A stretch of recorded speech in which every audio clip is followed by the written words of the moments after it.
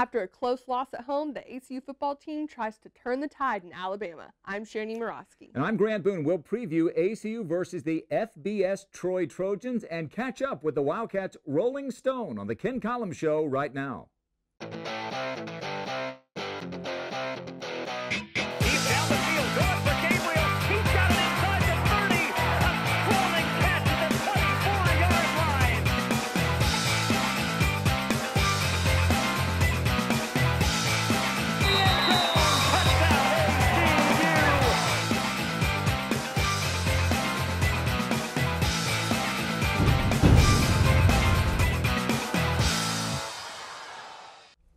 Welcome to week 3 of the Ken Collums Show from the JMC Network studios on the campus of Abilene Christian University. I'm Grant Boone, joined by ACU junior Sharon Morosky and the head football coach of the Wildcats, Ken Collums. Last Saturday night, the home opener, Shotwell Stadium, 27-21, a loss to the number 25 team in the nation, Northern Arizona.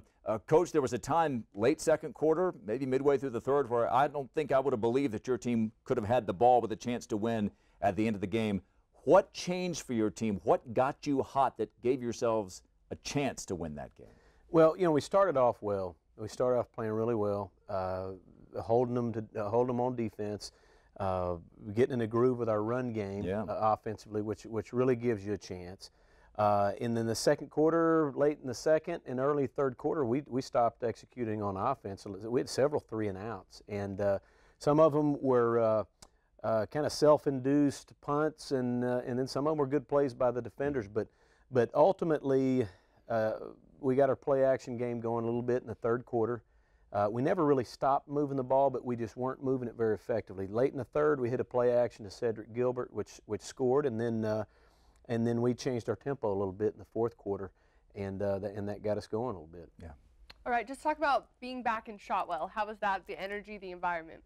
First of all, it was unseasonably cool. That was pretty awesome, and it felt like November or something like that. So there was a totally different feel to it, being at home and then the cooler weather. I was kind of hoping it would be about 98 or 99 degrees for those guys in the mountains of Arizona, but it was really good. Our fans were loud when it was third down and they had the ball. It made it real tough on them. They had probably 4 false starts, which you can attribute. You know what? Hey, you got to tip your hat to our fans and how fussy they were being at those guys. So that was good.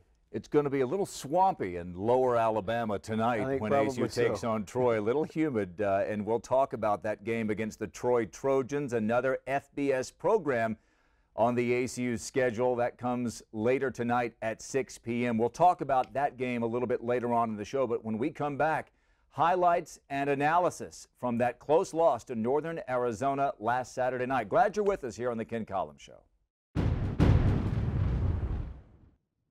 Welcome back to the Ken Collums Show. The nationally ranked Northern Arizona Lumberjacks came to Abilene, they sawed, and they conquered. Barely. With a look at the highlights, here's Daniel Zepeda. The Wildcats, making their first home opener of the season, took on the Northern Arizona Lumberjacks Saturday night in a game that would go down to the wire. Temperatures were cooler than fans expected, but that wasn't enough for Wildcat Rain and the student section to come cheer on the purple and white. First half, the Wildcats were able to hold NAU for most of the first quarter, but gave up a field goal after a 16-play, 71-yard drive by the Lumberjacks. Trailing 3-0, Parker McKenzie takes it himself into the end zone on the keeper to put ACU up 7-3, capping off an 11-play, 75-yard drive. NAU quarterback Kyrene Poe would respond with a 24-yard pass to put the visiting squad back on top, 10-7.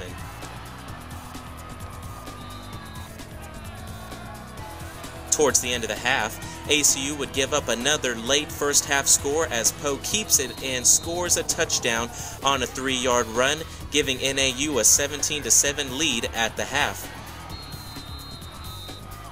Moving on towards the second half, a costly Parker McKenzie interception abruptly stops the Wildcats' first offensive possession of the second half. The Lumberjacks would move into the red zone after a 31-yard run by running back Casey Zhen, who would finish the game with 12 carries for 84 yards. The run by Jen would lead to a Lumberjack touchdown after a 1-yard run puts ACU down 24-7.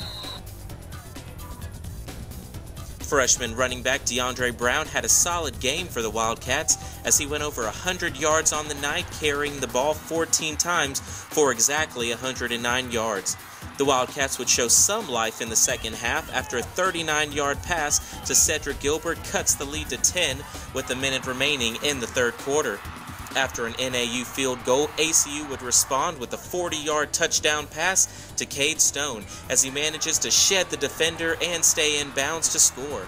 The touchdown brought the Wildcats closer as they trailed just 27-21. The defense played big in the second half, but none bigger than on a blocked field goal by defensive lineman Josh Bloom, which saved the game for the Wildcats and kept the score at 27-21 with just a little less than 3 minutes remaining in the ballgame. The Wildcats had a chance to orchestrate a strong final drive, but facing 4th and 17, Parker McKenzie was unable to find the first down marker on the rush, giving the possession back to Northern Arizona with 48 seconds in the game and securing the second loss of the season for the hometown Wildcats. All right, Daniel, thanks. Coach, let's look back at the game last Saturday night, 27-21 the final. One of the points of emphasis for you after the Georgia State game was to run the football better, and boy, did your team ever run it better. Against Georgia State, you had only 3 runs all night by running backs of 6 yards or more. You had 13 of those on Saturday night. What was the difference? Well, I think first was the emphasis we put on it. All week we put a lot of pressure on our O-line and our running backs. I was not very pleased with either running back in the first game. I thought they could have run the ball better. We were not clean enough on some of our inside runs against Georgia State. So, you know what? We emphasized it a little bit more, and it's not that we were able to push the Lumberjacks around anymore. It's just that we were a little bit more clean. A lot of times the difference between effective running game and an ineffective is just maybe a certain few nuances within each run, and we're able to clean some of that up, and that was a big emphasis because around here, we throw the ball quite a bit, and that gets a lot of notoriety. But the bottom line is, man, when you run the ball, everything works better. And number 3 had some good days for us, as I recall, Bernard Scott. It wasn't bad. All it does is it sets up the downfield passing game. Right. But you didn't just put the struggles in the Georgia State game on the O-line. You put some of that on the running backs, you're saying. Yes. And they know. They look back at that game. We could have run the ball better. Yeah. And we just didn't do it. So we got that fixed. And if you want to know what a couple of good running backs look like, you look at our Northern Arizona game. Those guys did really well. We didn't start Herschel because he wasn't 100%. Yeah. I didn't know kind of how that was going to play out, but we talked before the game. We decided to go with DeAndre, but we knew Herschel was going to play, and they complement each other very well. They really did. DeAndre Brown, the redshirt freshman from Louisville, went for over 100 yards rushing, and Herschel Sims came his first game at Shotwell Stadium since he was a senior for Abilene High. Yeah. The year after they won the state championship, he went for over 50 yards on just a handful of carries. So you went for 184 yards rushing. And some of that was even reduced because of a couple of sacks that Parker McKenzie takes. And in the college way of doing statistics, if you get sacked, that counts against your rushing total. Yes. But you know how you ran the ball, and you ran it really well out of the pistol, I thought. Yes, we just got to, and we'll keep doing that. Yeah. We'll keep mixing it up under the center, in the gun, and in the pistol. We've just, 184 yards rushing is good. We've got to get those guys in the end zone. Yeah. We got to get points on the board with the run game. You did get into the end zone early. Parker McKenzie on a 3rd and inches play. We even had a replay for the first time in Shotwell Stadium history. They went and we thought DeAndre had gotten in, and they ruled that I guess there wasn't conclusive evidence, and that's what you got to have. But then Parker gets it in with the keeper. You're up 7-3, and I think at that point you're feeling pretty good, aren't you, about how things are going? Sure, yeah, because we're running the ball. We're able to control the clock a little bit, but so are they. So we only had 2 legitimate drives in the first half. So we were pleased with where we sat. We knew that 7 points wasn't going to win the game anyway. We're going to have to score more. They go up 24-7 on your team. You begin to come back. You get a touchdown to Cedric Gilbert to make it 24-14. They get a field goal, 27-14. You score on a touchdown pass to Cade Stone. It's 27-21. They have the ball. They're driving into your territory. It takes us to our play of the game. So let's take a look now at a 37-yard field goal attempt with less than 3 minutes to go, and big number 95 Josh Bloom gets his hand on it, blocks the kick. Josh Bloom, we knew then those guys had to make a play for us to have a chance to win the game. Coach Roboto does a really good job with our field goal block, and it's just cool to see those guys know, hey, we got to get this to have a chance, and they got it. And it gave your team a chance to win. Final score 27-21. Northern Arizona pulls it out. When we come back on the Ken Collums Show, we'll take a look at the rest of the ACU sports world on the JMC Network Sportscast. But as we go to break, take a look at scores from around the Southland Conference last week as Southland Conference teams took on some of the most storied programs in all of college football. Stay with us here on the Ken Collums Show. ACU offense was a question mark early on, but Cade Stone has answered in the form of a touchdown in each of the first 2 games for the Wildcats. I was able to catch up with the junior wide receiver to see how the team is meshing so far, as well as his journey to becoming a Wildcat. Out this season, we are only 2 games in, but you have made a huge impact. How has that been? It's been a lot of fun. Kind of not getting to play as much my freshman and sophomore year, finally getting a chance to be out on the field and play some real football and contribute to the team. I just couldn't ask for anything more. Definitely. And then in the past 2 seasons, you've been known more for your return game. And so how has that been, wide receiver, scoring the touchdowns? Right. You know, returning kicks, a lot of fun, a little dangerous, but being more a part of the offense, more a part of our game plan, I enjoy that more. I feel more a part of the game, and that's really what it comes down to. Okay. And then we've seen, now we're on our third quarterback since you've been here. Yes. So you've been a rock in all of these quarterback changes. Yeah. How has that been? It's been interesting. I actually played quarterback in high school, and so I kind of get to see a different side of things. For me, Mitchell coming in, Mitchell Gale was a big influence on me. He kind of took me under his wing as a freshman, as well as JD. And then to get to play with JD as a sophomore for his last year, he did a spectacular job, surprised a lot of people. And now Parker, we actually came in together, so we kind of get to show our stuff. You obviously have something going on. It's very exciting. Okay, and then going back a little bit, you got offered to go to the Air Force Academy. Air Force Academy. Yes. What was your thought process? That's a long story, but my grandfather flew in the Air Force, and my other grandfather worked for Lockheed Martin, which builds planes for the military, and so I grew up around that. So I had a lot of influences in my life that I wanted to go do that and serve in the military, as well as play quarterback for a Division I college. Yeah. That was huge. So that's what drew me to it. What brought me here was again a long, complicated story. But me and my dad's dad were very, very close. He flew in the Air Force, and he passed away right before my senior season. One of the last conversations we had, he brought up some things about the Air Force that eventually got me thinking: is what I'm doing for the right reasons, and is this what's going to be best for me and my family and my future family? And so kind of just perfect events lined up. He mentioned that and got me thinking. Very quickly after that, Coach Collums gave me a call. I actually got a voicemail from him the day he became the head coach. Wow. After I got through duck hunting one morning.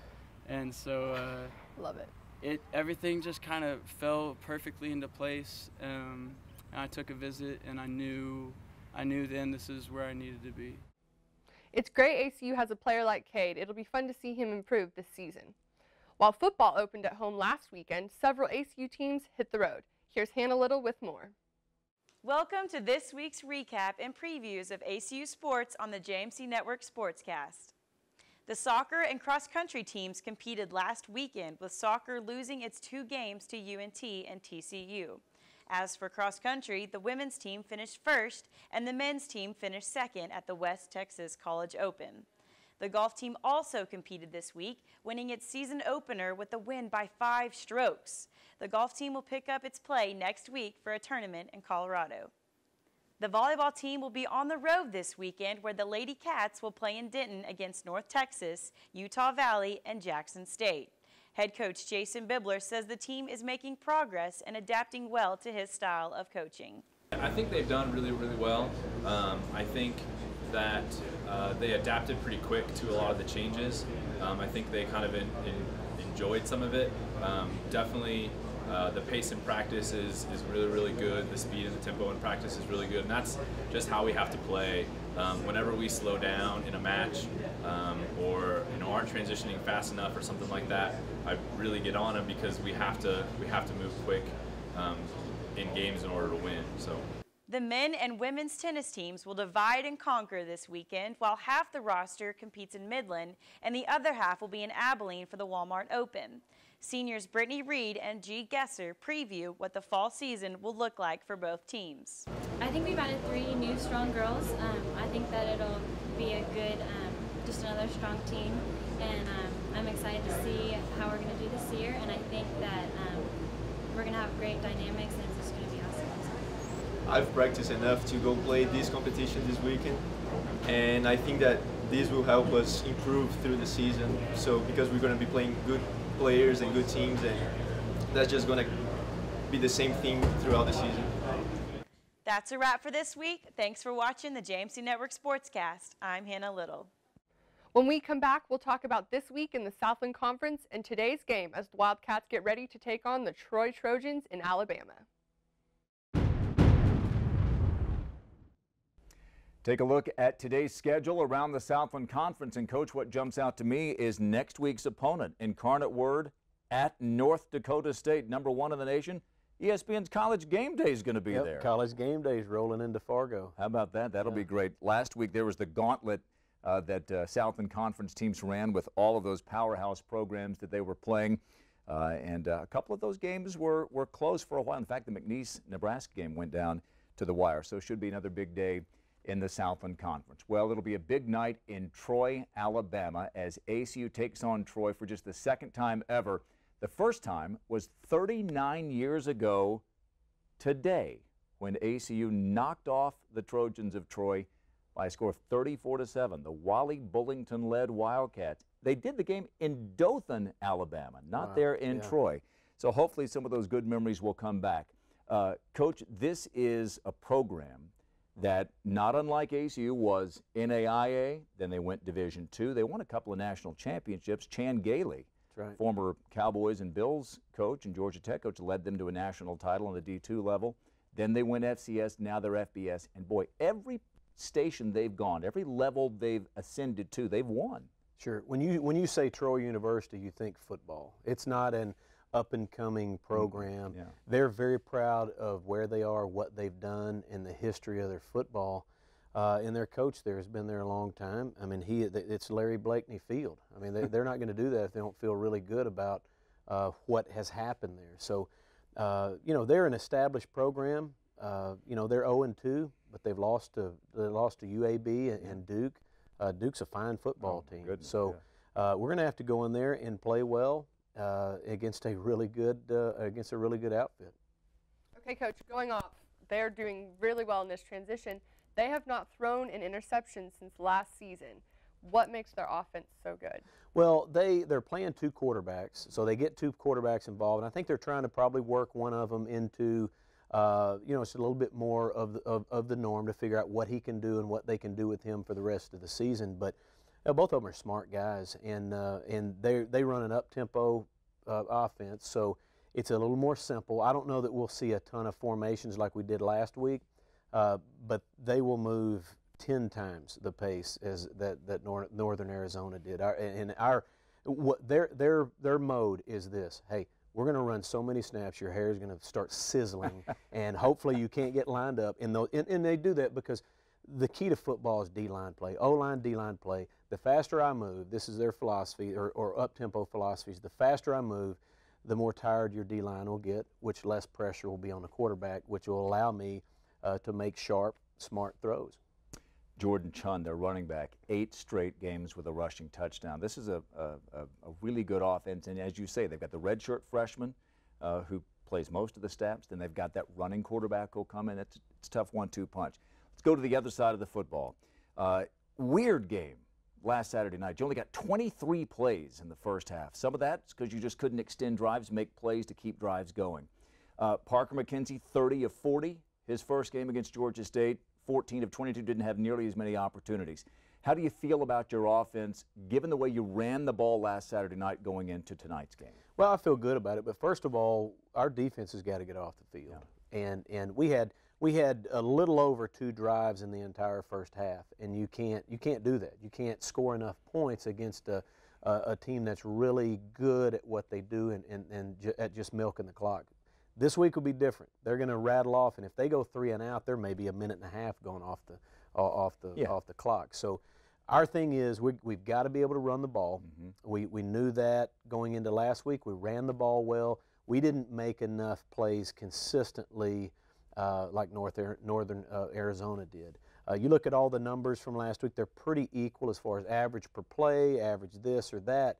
They were just a little more clean every snap than we were, which allowed them to keep the ball.